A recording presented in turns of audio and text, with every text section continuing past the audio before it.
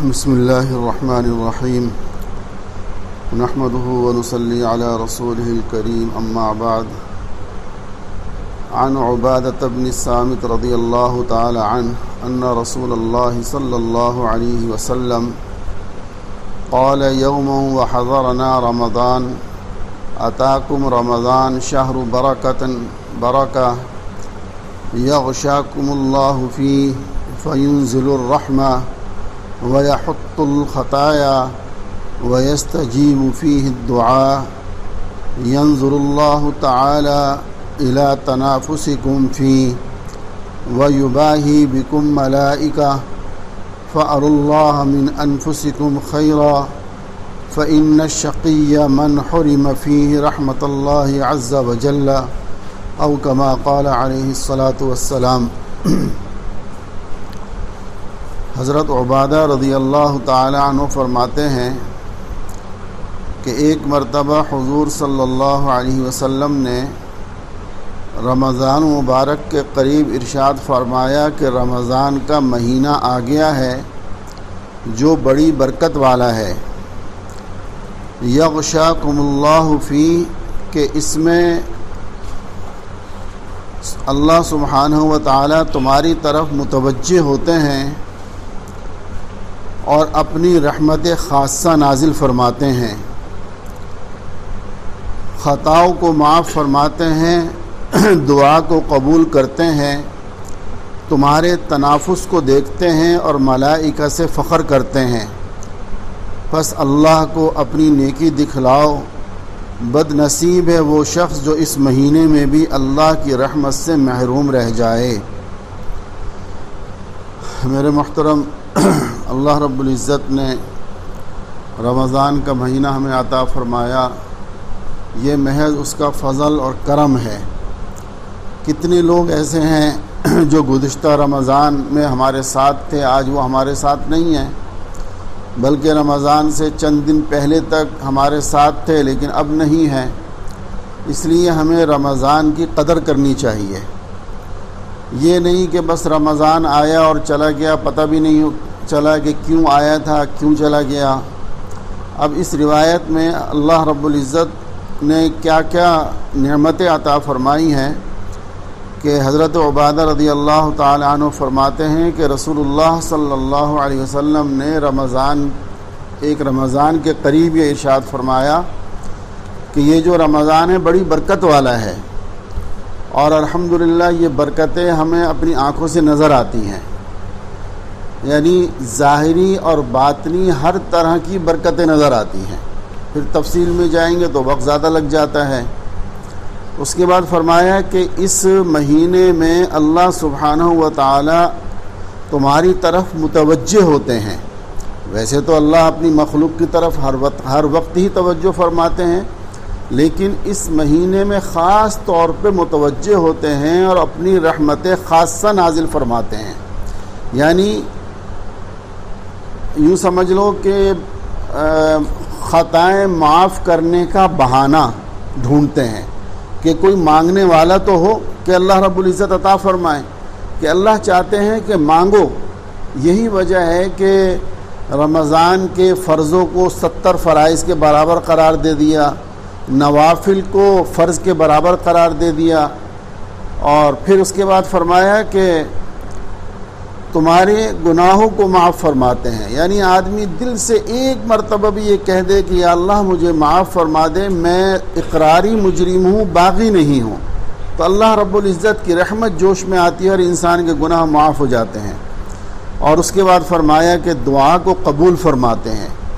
یہ تو رمضان کی اور احادیث کے اندر بھی بڑی تفصیل کے ساتھ کہ لمحے لمحے دعا قبول ہوتی ہے، اور خاص طور سے افطاری کے وقت میں، تہجد کے وقت میں، یعنی یہ تو وہ خاص اوقات ہیں جن میں دعا رد ہوتی ہی نہیں، ورنہ ہمارے بزرگ فرماتے ہیں کہ رمضان کی ایک ایک گھڑی ایسی کوئی گھڑی نہیں ہے جس میں دعا قبول نہ ہو، ہر گھڑی میں دعا قبول ہوتی ہے۔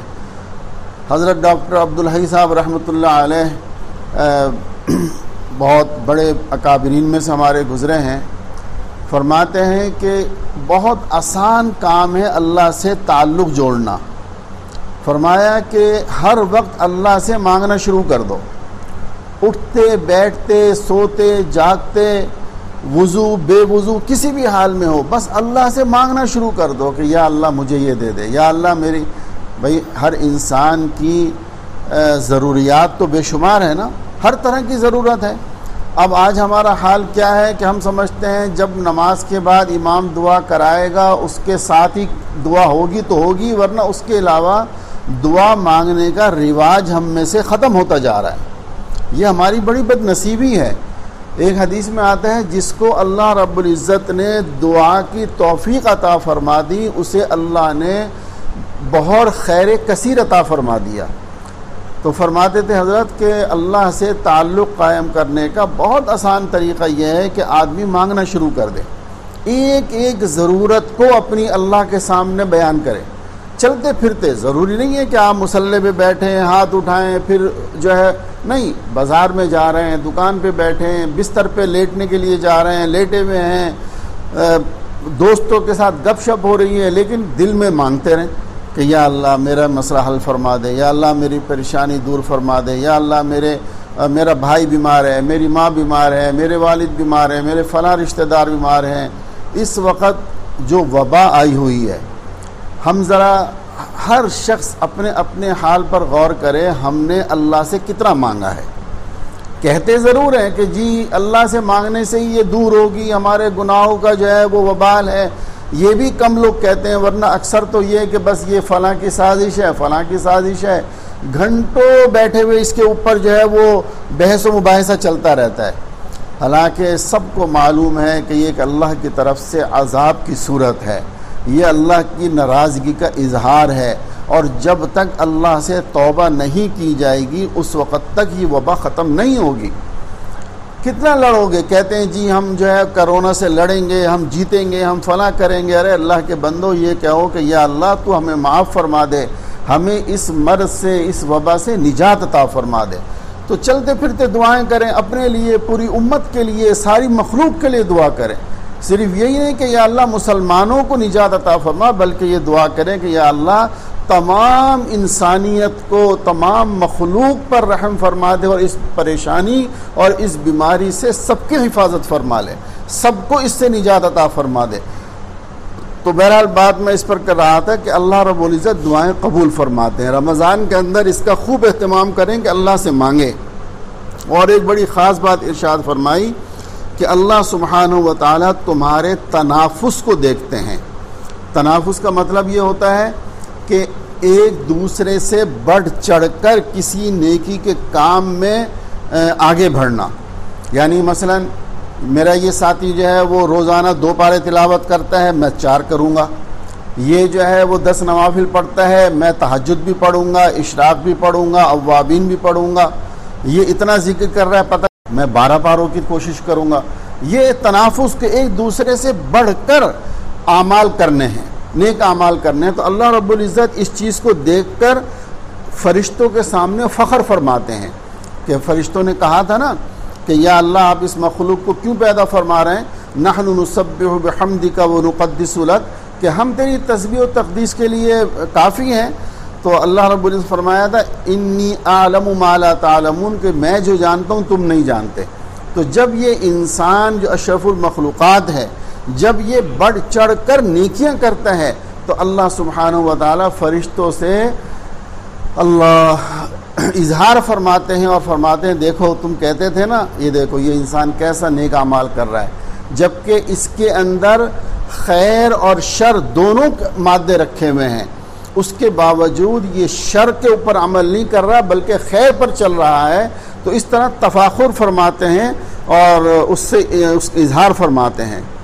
اور پھر یہ فرمایا کہ بد نصیب ہے وہ شخص جو اس مہینے میں بھی محروم رہ گیا۔ اللہ اکبر میرے دوستو، بہت بہت زیادہ توجہ کی بات ہے کہ بعض لوگ ایسے ہوتے ہیں کہ رمضان شروع ہوتا ہے، ختم ہو جاتا ہے، بظاہر روزے بھی رکھ لیتے ہیں، بظاہر تراویح بھی پڑھ لیتے ہیں، لیکن ان بیچاروں کو یہ اندازہ ہی نہیں ہوتا کہ رمضان میں ہمیں کیا کرنا چاہیے تھا۔ سب سے بڑی چیز یہ کہ اللہ سے اپنے گناہوں کی مغفرت چاہو، اللہ سے بخشش مانگو کہ اللہ تو ہمارے گناہوں کو معاف فرما دے، تو میرا ایمان پر خاتمہ مقدر فرما دے کہ ایمان بالخیر پر میرا خاتمہ ہو، یا اللہ تو یہ مقدر فرما دے میرے لیے۔ تو بہرحال اس حدیث کا خلاصہ کیا ہوا کہ اللہ سے خوب مانگنا ہے اور نیک اعمال کرنے ہیں، رمضان کو اپنے لیے رحمت کا ذریعہ بنانا ہے۔ اور باقی دوسری روایات میں بھی آتا ہے کہ جو آدمی رمضان کی قدر نہ کرے پھر اس کے لیے وعیدیں بھی ہیں۔ اللہ رب العزت ہم سب کو عمل کی توفیق عطا فرمائے۔ وآخر دعوانا الحمدللہ رب العالمین۔